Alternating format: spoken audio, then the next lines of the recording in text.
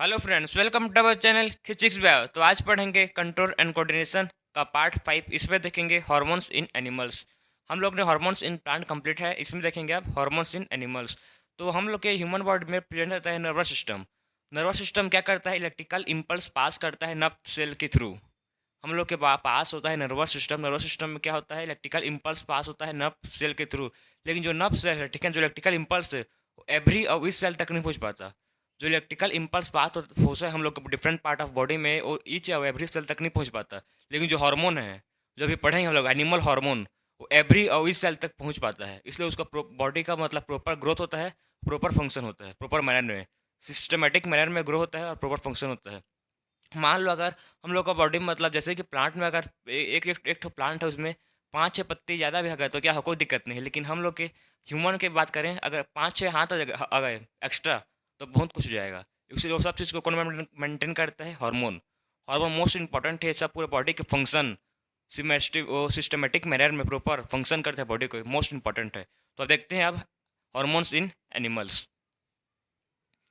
Hormones in animals. Hormones are the chemical substance. आप लोग को पता होगा कि हार्मोन क्या है? एक केमिकल सब्सटेंस है, secreted by the endocrine gland. कहाँ से सिक्रेट होता है? इंडोक्राइन ग्लैंड से सिक्रेट होता है। कौन? Hormones. And transmitted by the blood through the tissue. और ब्लड के through different types of tissue और सेल में ट्रांसपोर्ट होता है उसका। किसका? हॉर्मोन्स का। अब देखेंगे different types of hormone in human body. हम लोग के बॉडी में कितने टाइप्स ऑफ डिफरेंट हार्मोन है उसको देखेंगे। सबसे पहले है थायोक्सिन। तो आप लोग को पता होगा कि सॉल्ट में क्या प्रेजेंट होता है? सॉल्ट में प्रेजेंट होता है आयोडीन। सॉल्ट में क्या प्रेजेंट होता है? आयोडीन प्रेजेंट होता है सॉल्ट में। हम लोग पता है सॉल्ट में आयोडीन प्रेजेंट होता है। लेकिन आयोडीन से क्या होता है? आयोडीन किसके लिए नेसेसरी? आयोडीन किसके लिए नेसेसरी है? उसके थायराइड ग्लैंड के लिए। Iodine is necessary for thyroid gland. Iodine thyroid gland के लिए नेसेसरी है। क्यों? क्योंकि उसे क्या रिलीज करता है? उससे रिलीज होता है थायोक्सिन। थायोक्सिन हार्मोन किससे रिलीज होता है? थायराइड ग्लैंड से। और आयोडीन नेसेसरी है थायराइड ग्लैंड के लिए। अगर आयोडीन प्रॉपर ह्यूमन बॉडी को नहीं मिला, ठीक है ना, प्रॉपर हम लोग आयोडीन नहीं कंज्यूम नहीं कर पाए, तो क्या होगा? तो डिफिशियंसी ऑफ आयोडीन से एक बीमारी होता है, उसको बोलते हैं गोइटर। क्या बोलते हैं? गोइटर। तो हम लोग के लिए इंपॉर्टेंट क्या है? आयोडीन। तो आयोडीन किससे मिलता है? सॉल्ट से, नमक से। जो आप सब घर में खाते हैं वही नमक है, ठीक है ना। और काला नमक, सूधा नमक से नहीं मिलता ना आयोडीन, क्योंकि वो रॉक होता है, रॉक से मिलता है वो सब चीज़। लेकिन इसे सी से मिलता है, उसीलिए मिलता है आयोडीन। तो आयोडीन इंपॉर्टेंट हम लोग के लिए थायरोक्सिन हार्मोन के लिए। अब थायरोक्सिन हार्मोन कहाँ पर लोकेटेड रहता है? Located in the thyroid gland. जो थायरोक्सिन है वो कहाँ लोकेटेड होता है? थायराइड ग्लैंड पर लोकेटेड होता है। कहाँ पर? नेक पर, थ्रोट रीजन पर। और क्या करता है? Regulation of the metabolism of carbohydrate, protein and fat. एक रेगुलेशन करता है किसका? कार्बोहाइड्रेट, प्रोटीन और फैट का प्रॉपर मैनर में, और बॉडी को प्रॉपर बैलेंस करता है, बैलेंस रखता है बॉडी को। कौन? थायोक्सिन हार्मोन। नेक्स्ट हार्मोन है ग्रोथ हार्मोन। नाम से ही पता चल रहा है कि ग्रोथ हार्मोन मतलब क्या करेगा? एक बॉडी का ग्रोथ करेगा। ग्रोथ हार्मोन हम लोग के ब्रेन में क्या है पता है आपको? हाइपोथैलेमस। हाइपोथैलेमस है जो बहुत मेजर रोल प्ले करता है किस पे? हार्मोन रिलीजिंग में। हार्मोन रिलीज कहाँ से होता है? हाइपोथैलेमस से। हार्मोन मतलब हार्मोन जब हम लोग के बॉडी में ग्रोथ हार्मोन लो होता है, ठीक है ना, जब हम लोग के बॉडी में ग्रोथ हार्मोन लो होता है तो वहाँ फिर उसके बाद जो हाइपोथैलेमस से हार्मोन सिक्रेट होता है पिट्यूटरी ग्लैंड पर। पिट्यूटरी ग्लैंड फिर हार्मोन रिलीज करता है। तो हाइपोथैलेमस मेजर रोल प्ले करता है हार्मोन रिलीजिंग के लिए। ग्रोथ हार्मोन है कहाँ पर लोकेटेड रहता है? Growth hormone प्यूटेटरी gland. ये प्यूटेटरी ग्लैंड है वो मेन ग्लैंड सिस्टम कंट्रोलर बोल सकते हो। ये मेन हार्मोन लोग का कंट्रोलर है, क्योंकि कहाँ पर प्रेजेंट रहता है? ये रहता है मिड ब्रेन में। प्यूटेटरी ग्लैंड एक मेन हार्मोन रिलीजिंग है बोल सकते हो, यहाँ से मेन कंट्रोलर है बोल सकते हो सब लोग हार्मोन का। क्यों? क्योंकि कहाँ पर प्रेजेंट रहता है? ये प्रेजेंट रहता है मिड ब्रेन में प्रेजेंट रहता है ये। और क्या करता है? Regulates growth and development. ये क्या करता है? ग्रोथ के लिए क्या किसको कंट्रोल करता है? किसी भी ह्यूमन बॉडी का ग्रोथ के लिए और डेवलपमेंट के लिए। कौन? Growth hormone. तो ग्रोथ हार्मोन का वही फंक्शन है, अगर किसी भी ह्यूमन में प्रॉपर ग्रोथ हार्मोन रिलीज नहीं हुआ, डिफिशियंसी हो गया, अगर डिफिशियंसी ऑफ ग्रोथ हार्मोन, जो बहुत मतलब जो लोग देखे होंगे आप, जो लोग बहुत लोग बहुत लंबे हो जाते हैं, बहुत लोग बहुत छोटे हो जाते हैं। जो बहुत लंबे हो जाते हैं उसको बोलते हैं ग्रैंट। जो बहुत लंबे हो, जिसके अंदर बहुत सारा मतलब बहुत ग्रोथ हार्मोन रिलीज होता है, तो किस मतलब बहुत लंबे हो जाते हैं उसको बोलते हैं ग्रैंट। और जिस मतलब जिनमें ग्रोथ हार्मोन कम रिलीज होता है, ठीक है ना, मिनिमम रिलीज होता है, तो उसको बोलते हैं ड्रॉफ। अगर किसी भी ह्यूमन में मतलब डिफिशियंसी ऑफ ग्रोथ हार्मोन है, किसी भी ह्यूमंस में डिफिशियंसी ऑफ ग्रोथ हार्मोन है, तो उसको बोलते हैं ड्रॉफिज्म। ड्रॉफिज्म मतलब होता है बौना। बहुत लोग देखा बौना क्यों होता है, मतलब उन लोग के में ग्रोथ हार्मोन प्रॉपर रिलीज नहीं हुआ है, इस उसको बोलते हैं बौना। मतलब छोटा सा हाइट रहता है, पता होगा आपको बौना किसको बोलते हैं। क्यों? उसमें उन लोग के में प्रॉपर ग्रोथ हार्मोन रिलीज नहीं हुआ।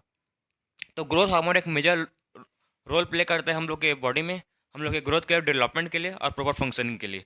अब देखते हैं next, adrenaline hormone located in the adrenal gland. एक कहाँ पर लोकेटेड रहता है? एड्रिनल ग्लैंड पर लोकेटेड रहता है। कौन? Adrenaline hormone.